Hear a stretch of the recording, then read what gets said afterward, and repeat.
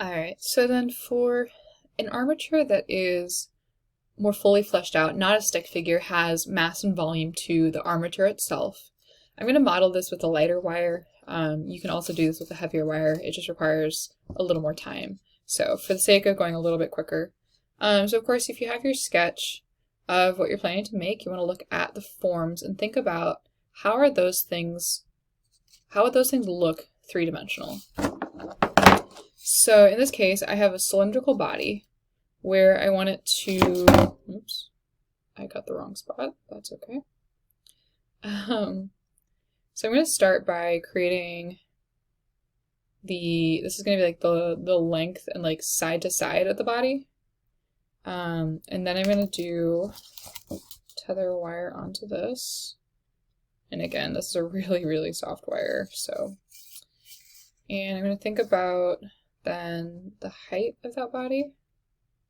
Let's see, let me just turn this a little down here. Anchor it here.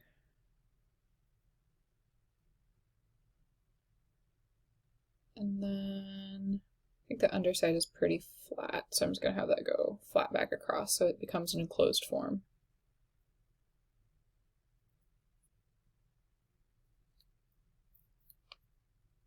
So basically what I'm doing is, instead of making a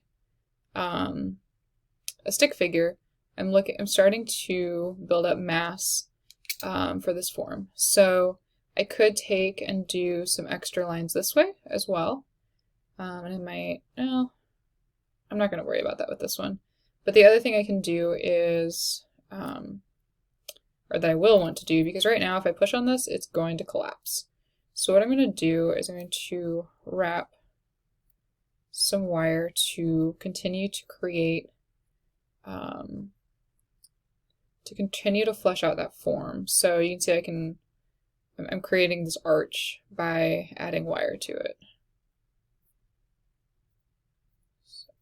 And stabilizing these wires, because again, this one is a little bit softer of a wire. This would not work well with air dry clay. This style of building would, but this particular wire would not.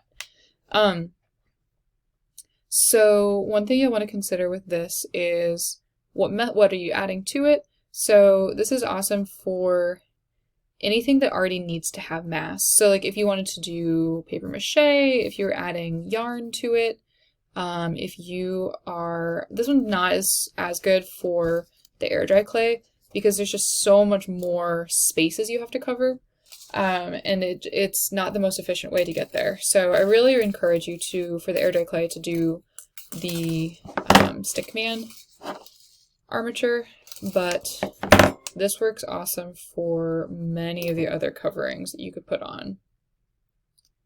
So this one's a little more time consuming on the armature side of things, but it is worth it in the long run.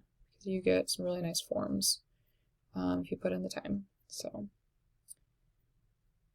let's see, I'm just doing some really basic wraps here and then bringing it back around and anchoring it at every single point around every single wire it crosses. So what I'm getting is this hollow form. I'm going to go ahead and pull this guy down so he's not in the way.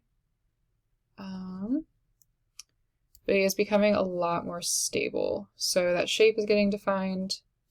Of course, I could be using pliers with this too, obviously, to make it a little neater. But for the sake of showing you the ish of the thing, you can see how it's got a hollow space inside. I can keep going and adding to this, and I most likely will do that here, and then share that with you guys here in a moment.